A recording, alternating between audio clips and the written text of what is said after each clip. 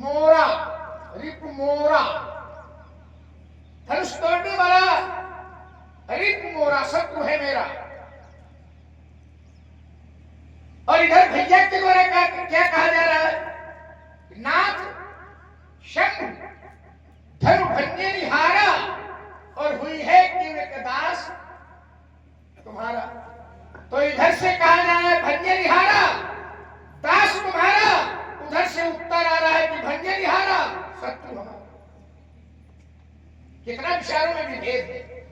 भंजे निहारा दास तुम्हारा, आपका दास। उधर से नहीं, शत्रु हमारा, हमारा शत्रु। देखिए राम जी का बोलना कैसा है। राम हमारी संस्कृति है, राम हमारे प्राण है, राम हमारा आधार है, राम हमारा जीवन है। और राम जी का बोलना कैसा है? कहा राम जी जब जब बोलते हैं तो कथाकार का पुकार प्रभु श्री राम की वाणी का श्रृंगार करता है। कहता है कथाकार वाग विभूषण। राम जी क्या है? वाग विभूषण, वाणी के विभूषण है राम जी। राम जी जब जब बोलते हैं तो राम जी का बोलना कैसा है? कहा सभा सकल सुनी रघुबर बानी। तो कहा कैसी है बानी? तो कहा प्रेम पयोधि अभी जरुसा। राम जी की वाणी कैसी है? प्रेम पयोधि, प्रेम का सागर। पय उदधि, पय माने दूध और उदधि माने सागर।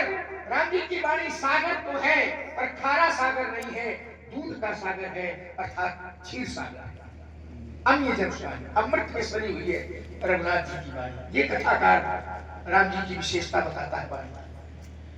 राम जी जब बोलते हैं तो राम जी का बोलना है कैसा? तो कहा बोले वचन। जब राम जी बोलते हैं कथाकार कहता है बोले वचन वाणी सर्वस्व से। राम जी जब बोलते हैं तो ऐसा लगता है वाणी सर्वस्व से। राम जी वाणी के सर्वस्व है। और वो वाणी है कैसी? तो कहा हित परिणाम,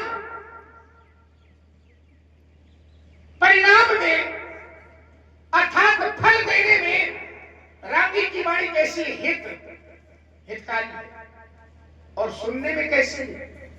तो कहा हित परिणाम और सुनत शशि रस से। कैसी वाणी? सुनत शशि रस। शशि माने चंद्रमा, चंद्रमा, शशि और शशि रस, चंद्रमा का रस। तो चंद्रमा का रस क्या है? अमृत। तो राम जी जब बोलते हैं तो ऐसा लगता है कि कानों में अमृत बोल रहा है। पर विडंबना देखिए, आप लोग जब सुनते हैं तो ऐसा लगता है कि राम जी बोलते हैं तो कानों में अमृत बोल रहा है, और वही वाणी परशुराम जी सुनते हैं तो क्या इनके कानों में भी अमृत घुल रहा है? आप लोग सुनते हैं तो लगता है कि कानों में अमृत घुल रहा है, और परशुराम जी उस वाणी को सुनते हैं तो राम जी कहते हैं आयसु काह कही किन मोही तो सुनी ऋषाय बोले मुनि कोई। ऋषाय ऋष क्रोध। आप सुनते हैं तो कानों में अमृत, परशुराम जी सुनते हैं तो क्रोध है। यही तो विडंबना है। वही वाणी है, आपको अमृत लगती है, इन्हें क्रोध आता है।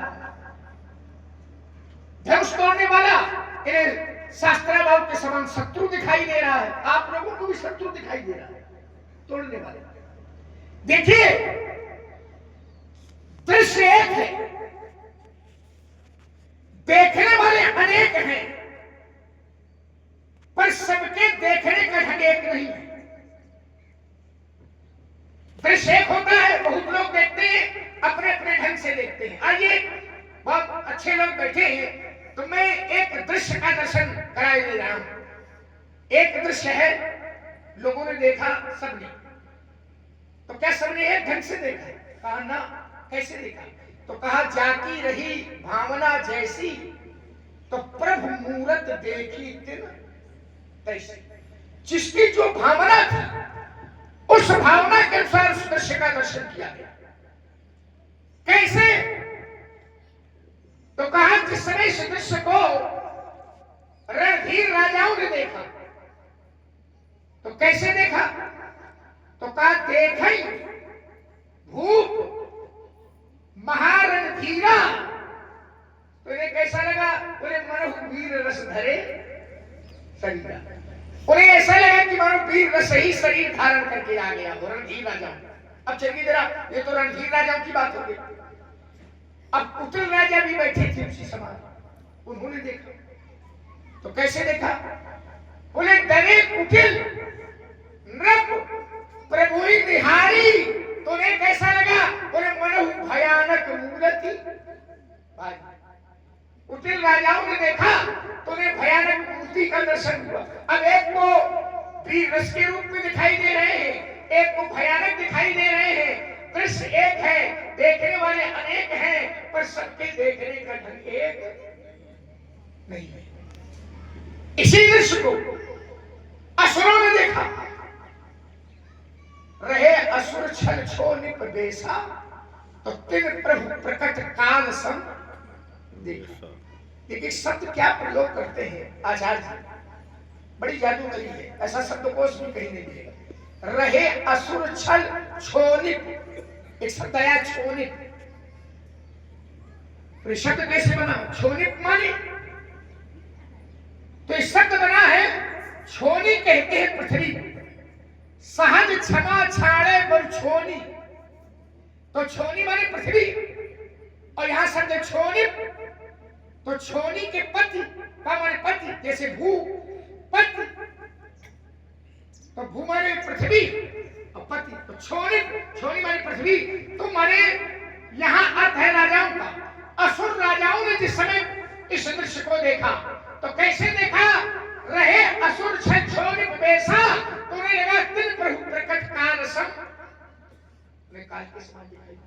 अब देखिए दृश्य वही।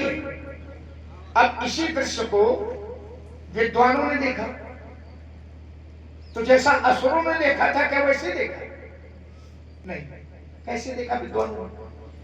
विदूषण प्रभु विराट में दिशा, तो बहुमुख कर पग लोचन शीशा। विद्वानों ने देखा तो विराट महापुरुष का दर्शन। बहुमुख, बहुत से मुख दिखाई पड़े, कर बहुत से हाथ दिखाई पड़े, पग बहुत से पैर दिखाई पड़े, लोचन बहुत से नेत्र दिखाई पड़े, शीशा बहुत से शीश दिखाई पड़े। विराट का दर्शन। और देखिए इसी दृश्य को जिस समय राजा जनक ने देखा, और अकेले नहीं अम्बा सुनैना के साथ देखा, तो विद्वानों को तो विराट दिखाई दे रहे हैं, और राजा जनक को सुनैना के साथ जब देखते तो कैसे दिखाई दे रहे? बोले सहित विदेह बिलोकही रानी, तो शिशु, उन्हें शिशु दिखाई दे रहे हैं। दृश्य वही है, देखने वाले बदल रहे हैं, सबके भाव अलग अलग हैं, सब भावना के अनुसार दर्शन कर रहे हैं। अब देखिए जरा, जैसे धनुष के खंड आप लोगों ने भी देखे, और धनुष के खंड प्रशांत जी ने भी देखे, पर क्या जो आपके देखने का प्रकार है क्या वही इनके देखने का प्रकार है? प्रभु दो चाप खंड महिदारे, तो देख लोग सब भय सुखारे। अब खंड महिदारे आप लोग देखते हैं तो भय सुखारे, और खंड महिदारे परशुराम जी देखते हैं तो का भय सुखारे। सुनत वचन फिर अनंत निहारे, और तीखे चाप खंड मही डाले। देखिए क्या शब्दों का मेल है। आप लोग देखते हैं खंड मही डाले भय सुखारे, और तीखे चाप खंड मही डाले, तो दृश्य देखने वाले अनेक हैं, पर सबके देखने का ढंग एक नहीं है। चलो कुछ विचारों का विनिमय हो सकता है कि कुछ समस्या का समाधान हो, कुछ दृष्टि में परिवर्तन हो। महात्मा जी प्रणाम। आयुष्मान और कुशल मंगल। धनुष का खंडन किया गया। इतना दबे दबे काहे बोल रहे हैं? हमने कहा महाराज कुशल मंगल, बोले धनुष का खंडन किया गया है। अच्छा, तो धनुष का खंडन किया गया है तो इसका कुशल मंगल से क्या संबंध है? आपके देखिए कई बार शब्द प्रयोग किए जाते हैं, ध्वनि जो निकलती है उसका अर्थ अलग होता है, ध्वनि अर्थ देता है। हमने कहा कुशल मंगल, बोले धनुष का खंडन किया गया है। देखिए जीवन में बहुत भौतिक संपत्ति आ जाए, बहुत भौतिक संपदा आ जाए, बहुत बड़ा वैभव बढ़ जाए, आर्थिक संपन्नता हो जाए जीवन में, इसका नाम कुशलता नहीं है। प्रश्न पूछा गया कि कुशलता कहते किसको? तो कहा तब लग कुशल न जीवतम, सपने मन विश्राम, और जब लग भजत न राम कहूं शोक धाम तज काम। जब तक जीव के जीवन में उस परमात्मा का भजन नहीं है, तब तक उसके जीवन में कोई कुशलता नहीं है।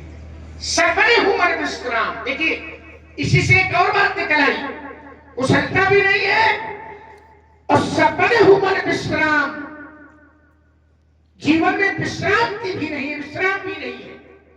तो प्रश्न हुआ कि कुशलता अगर राम जी से मिलेगी तो ये विश्राम कहां मिलेगा? तो कहा विश्राम या तो राम के नाम में मिलेगा और या तो राम जी की कथा में मिलेगा।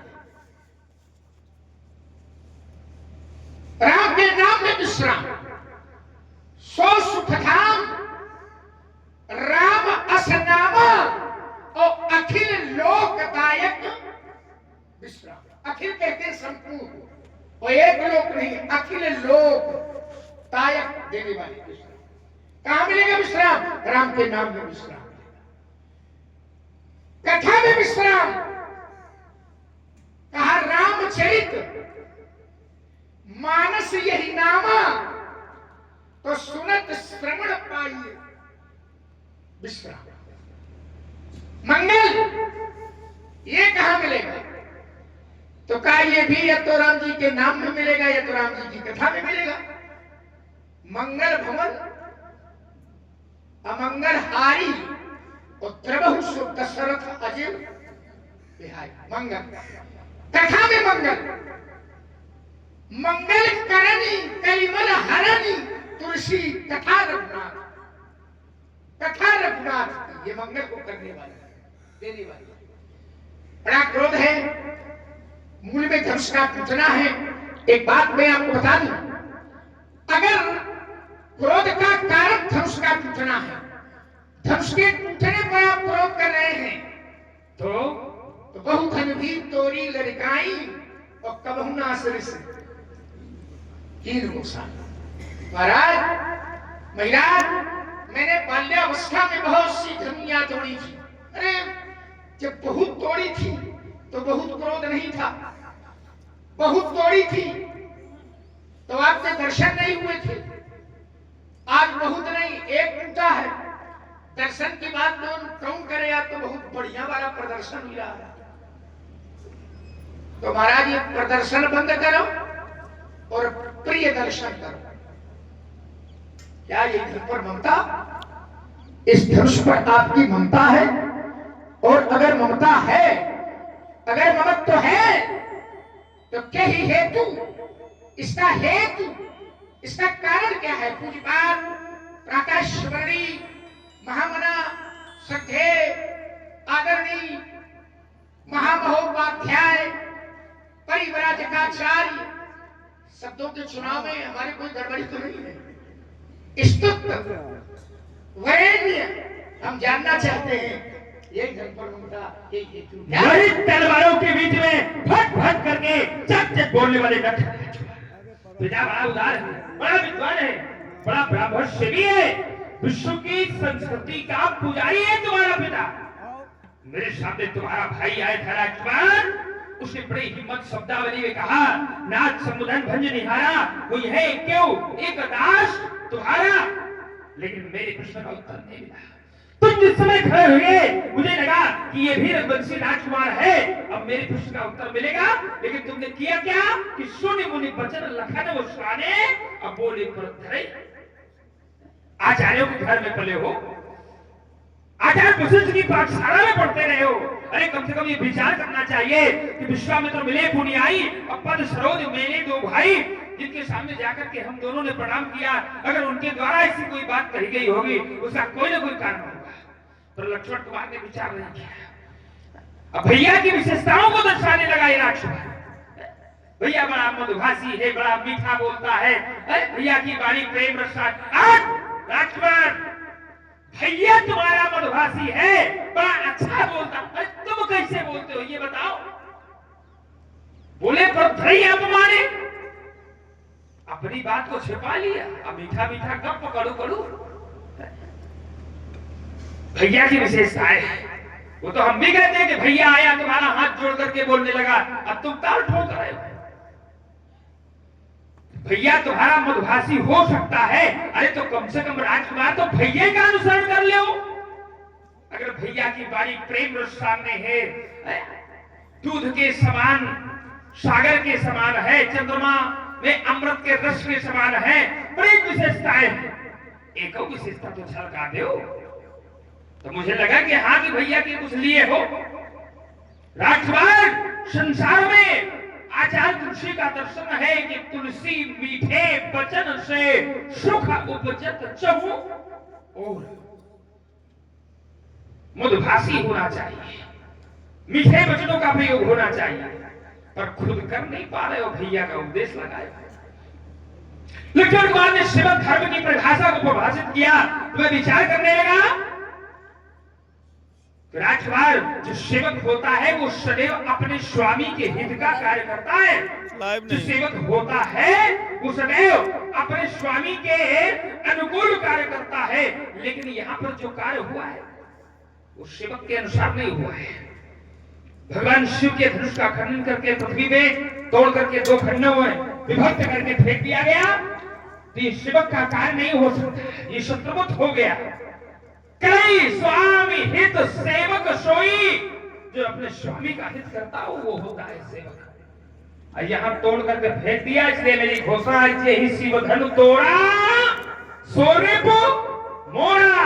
जिस किसी के द्वारा भगवान शंकर के पिलर का खनन किया गया है वो मेरा शत्रु है। ध्यान लेके जाओ, हमें आवश्यकता नहीं है।